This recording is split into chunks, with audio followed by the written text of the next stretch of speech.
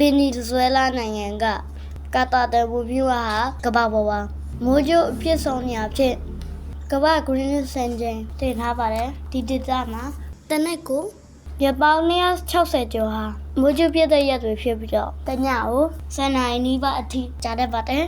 တနအီကိုမိုးကြိုးအကျဉ်းကြီး280ကျော်ဒါမှမဟုတ်တမိနစ်ကို9ချိန်လုံးလောက်နဲ့အဆက်မပြတ်ပြည့်နေတာကြောင့်နစ္စထာဝရမုန်တိုင်းလို့တင်စားခေါ်ကြတာပါဒါဟာတိတ်ပဲနှီးကြဖြစ်စဉ်တစ်ခုဖြစ်ပြီးတော့ Andes တောင်နှံကလာတဲ့လေရင်းတွေနဲ့ရေကန်တွေကတက်လာတဲ့လေဘူးတွေကဒီမြစ်ဝမှာလာဆောင်ရာကလည်းခုလိုမျိုးလျှက်စစ်တဲ့အားတွေအမြောက်အများပေါ်လာတာလို့သိရပါတယ်တသက်ပြောတာကြိုက် channel ကို subscribe လုပ်သွားပေးပါဦးခင်ဗျာ like လည်းလုပ်သွားပေးပါခင်ဗျာ